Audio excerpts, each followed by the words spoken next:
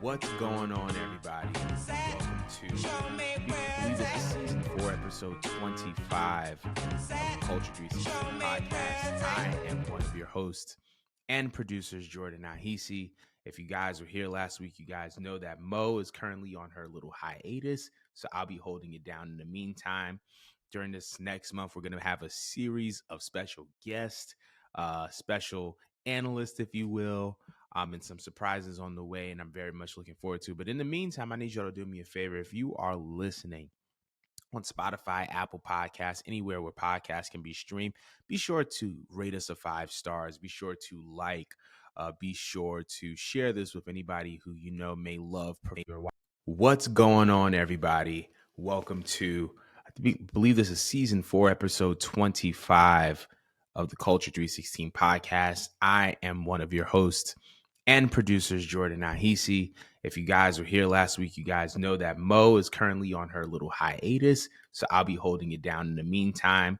During this next month, we're going to have a series of special guests, special analysts, if you will, and some surprises on the way, and I'm very much looking forward to. But in the meantime, I need y'all to do me a favor. If you are listening on Spotify, Apple Podcasts, anywhere where podcasts can be streamed, be sure to rate us a 5 stars. Be sure to be sure to share this with anybody who you know may love.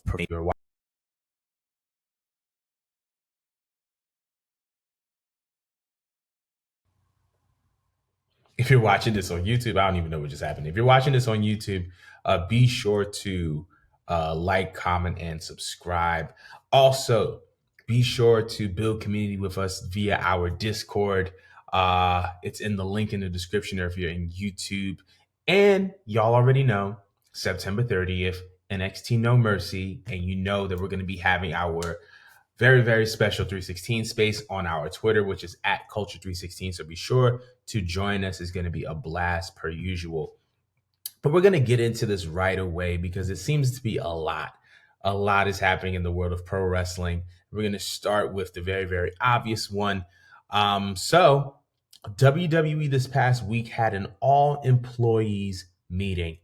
This meeting was reportedly about 12 to 15 minutes long. It was described as a rah-rah gathering, and the attendees and hosts included Nick Khan, Ari Emanuel, and Vince McMahon. According to WrestleZone, Vince McMahon allegedly stated that WWE had become stagnant prior to the sale and that a move had to be made in order for the company to reach a quote-unquote new level. All three, Nick Khan, Ari Emanuel, and Vince McMahon were all kind of praising each other during the meeting, and it was revealed that Ari Emanuel's daughter now works for World Wrestling Entertainment. There were some details that came about Vince McMahon's case in the LA Times, and it reads as follows: depending on the potential findings following the inquiry into Vince McMahon, McMahon could face criminal and or civil liabilities that could prevent him from serving as an officer or director of a public company. For those of you who are aware, may not be aware, the merger of WWE and UFC was announced as TKO, which I believe is under endeavor. Therefore, WWE is still a public company. Vince McMahon is a board of directors member. He's, the head of the board or the chairman of the board for TKO, which means that he is serving as an officer or director of a public company. So let's start with the first order of business, which is this 12 to 15 minute meeting in order to kind of stir up company morale, because it seems that's one of the biggest reports is that WWE company morale is at an all-time low. Now, contrary to what a lot of people are going to say, I believe that this is just a natural thing. Anytime a bunch of people get laid off from their position and or jobs, it's not going to be the most satisfying feeling around the office, right? Because the majority of people, actually all the people that were released from WWE, were people that were in the office and or personnel side, not necessarily the talent side. And so you go to work with people on a day-to-day basis. You develop very, very good relationships with these people. You develop friendships, relationships, close bonds, and then when that person is gone, it's not the same. And I know this from experience. So, I feel like company morale may be a little bit low. And I think that it's natural at this point in time because a lot of WWE office people and staff and personnel lost friends, lost people that were considered confidants. I don't think that anything has to do with anything with the product yet, because I still feel like the product is going towards a very, very good direction under the creative helm of Triple H and on NXT via Shawn Michaels. This is a very, very interesting detail. The whole Vince McMahon stating that WWE had become stagnant prior to the sale. I don't think that this is true. Um, Obviously, we saw the multiple premium live events over the course of 2023 before the sale of WWE. Um, when it was under the creative helm of Triple H, we saw that a lot of premium live events were breaking viewership records, breaking social media engagement records, breaking streaming records via Peacock, and on in some cases breaking some attendance records, right? So in every aspect, it seemed as if WWE was was firing on all cylinders, right? If you're breaking records consistently and you're profitable consistently, then it seems, I could be wrong, it just seems like WWE could have been firing on all cylinders. But if this is not true, right? If WWE actually did not become stagnant, right? If WWE did not become stagnant, then I think that this is not about WWE's progression or regression. I think this is just Vince McMahon's desire for control. One of the things that a lot of people that are close to Vince McMahon talk about is how he has a very, very large desire to stay in shape because he wants to run the WWE for a very long time. And so I don't think that that desire went away when he said that he was going to retire. I believe that that desire was still very much present, and I believe that it was reflected in this move. Right, with the sale of WWE, he became the executive chairman of TKO on a board of directors where Triple H is not present. And some things really aren't about money. It's just about control.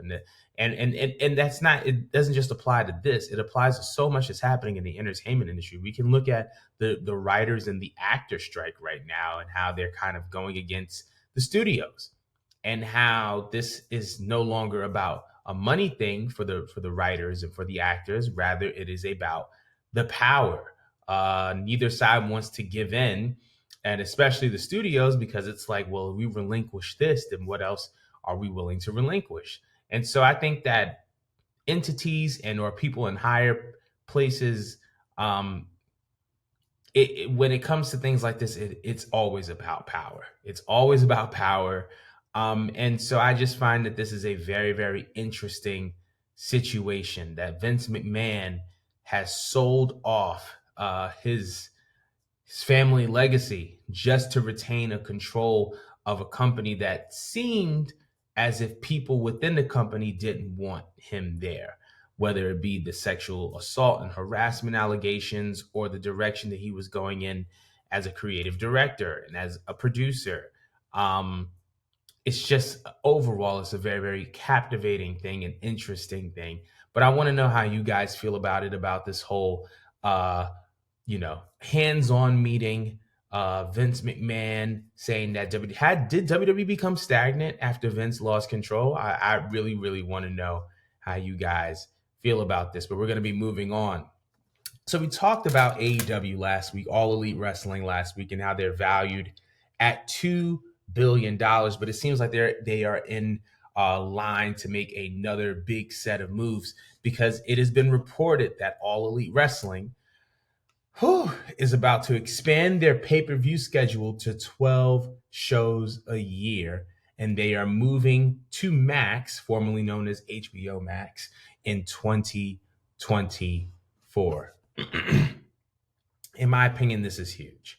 Max has already announced that they will be broadcasting some NBA games, including some of the 65 regular season games, as well as some of the in-season tournament.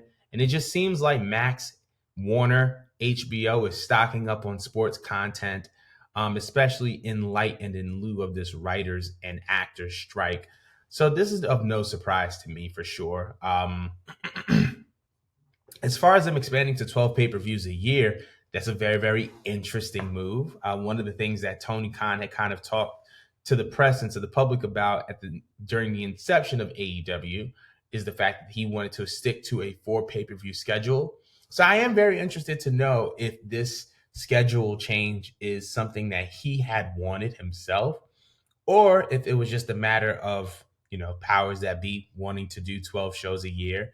And it also has me wondering which additional shows are going to be added to the pay-per-view. This past, like tonight, we had AEW Grand Slam, which I think I'm going to talk about that at the end. We had AEW Grand Slam, and you know that is a pay-per-view caliber show. If you're doing a show from Arthur Ashe Stadium in New York City, this is definitely a pay-per-view worthy show. Automatically blood and guts comes to mind, right? That's a signature, a staple of AEW at this point, if you will. Fighter Fest is another one. But there's so many different ways you can kind of include, especially with the TV stuff that they do a lot. They can take some of the names and apply it to some pay-per-views, and I think it'll go over fairly well.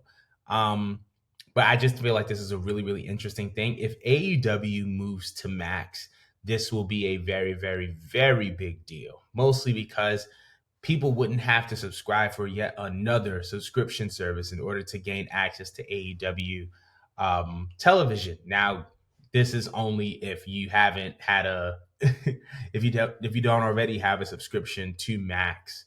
But I think this is just a very, very good move where, it's easier if you're a Max subscriber to like do some type of add-on price situation than it is if you were to just like, I don't know, pay for a whole other AEW streaming service. So I feel like AEW coming to Max and then potentially just doing like a little add-on for like a 99 cents or a dollar would be much better than having to pay $5 or $10 for another streaming service. So I'm very, very eager to see where they go with this. 12 pay per views is definitely going to be a big jump from 4. I wonder if pay is going to be affected, but we're going to be moving on. I want to know how you guys feel about AEW potentially bumping up to 12 shows, 12 pay per views a year in 2024, and then potentially moving to Max.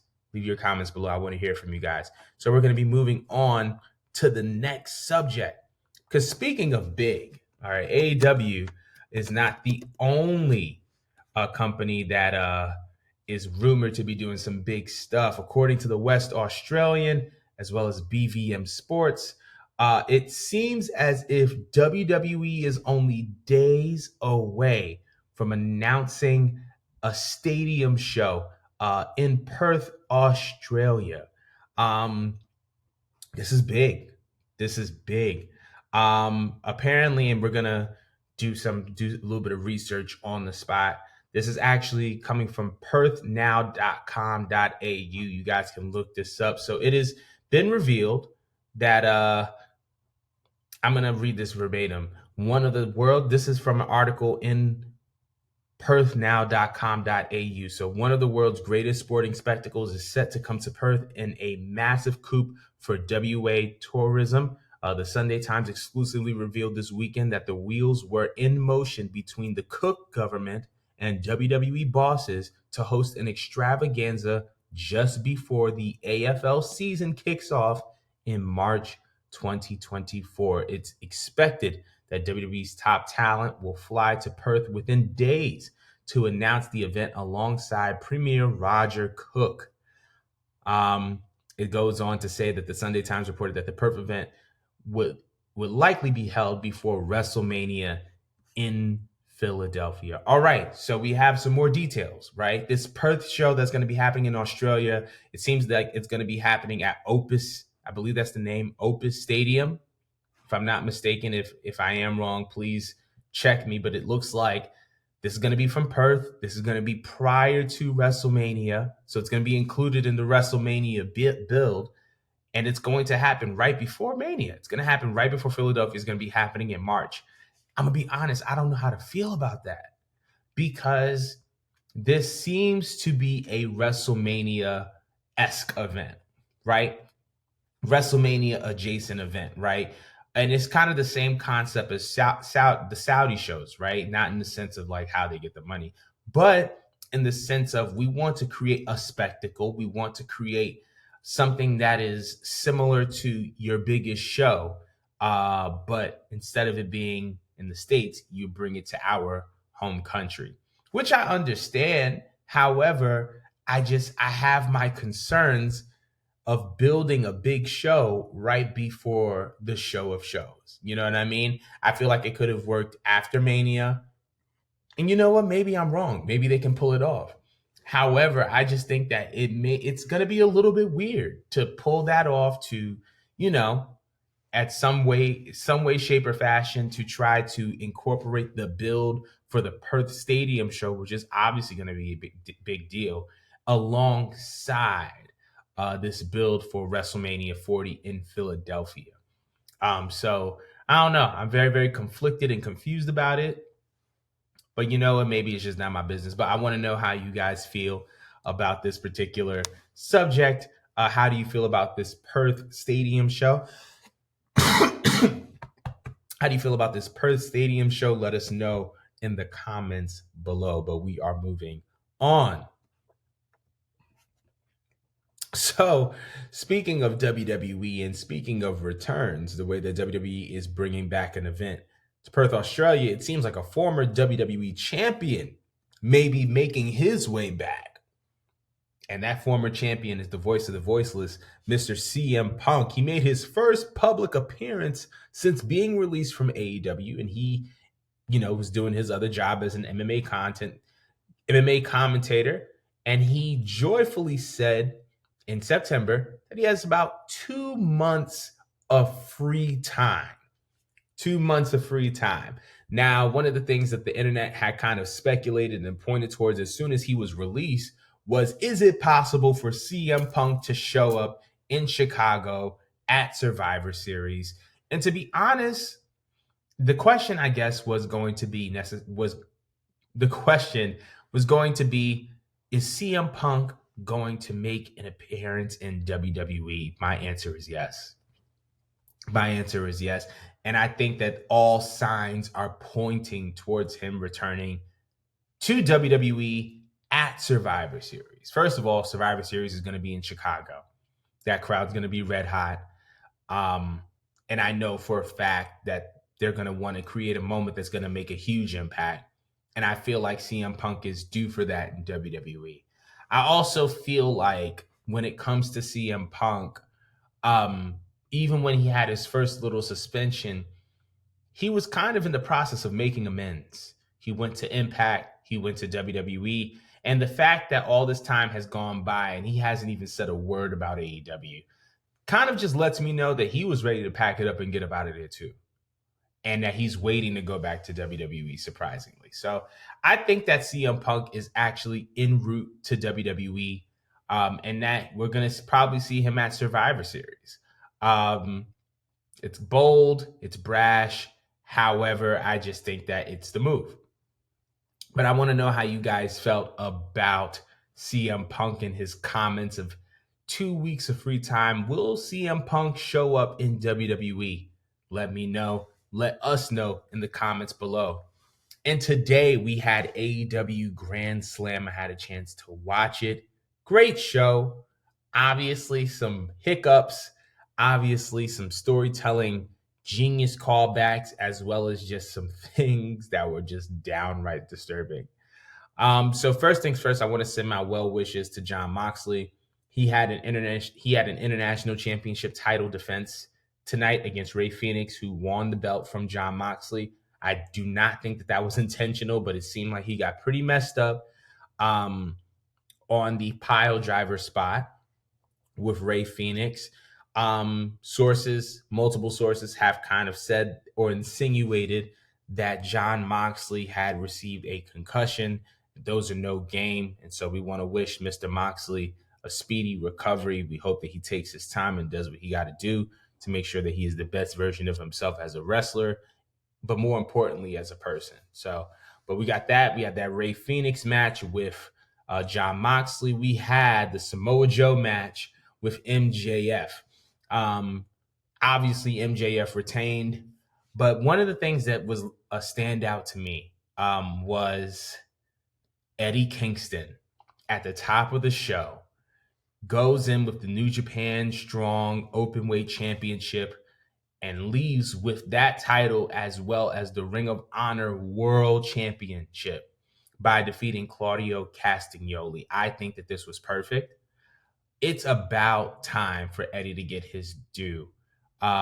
Eddie Kingston is one of the best stories in pro wrestling. For those of you who don't know, this is a man who during the pandemic was going through a lot. He had to sell his wrestling gear in order to pay his mortgage. And now he's in AEW. He's getting all these opportunities, and it's amazing. It's just amazing to see how he's elevated. And it's amazing to see that all he had to do was be himself. And he is one of the top wrestlers in the world, arguably one of the top world champions in the world. And so I'm just very, very happy for Eddie Kingston. Obviously, Saraya retained the World Women's Championship, the AEW All Women World Women's Championship. And those were kind of like our biggest moments of the night. Rampage is coming up this week, and we're going to see what's coming up with that. But Dynamite Grand Slam, I think it was a great hit. I think it was perfect. I want to know what y'all think about this show, some of your standout moments. Comment below. Let us know how you're feeling. But I think that concludes today's show. Pretty short one, 20 minutes tops. But it's just because it's just me. But we will be back next week with more people and more topics, and it's going to be great. Thank you guys so much for tuning in, and I'll see you next week. Woo, woo, woo, woo, woo, woo.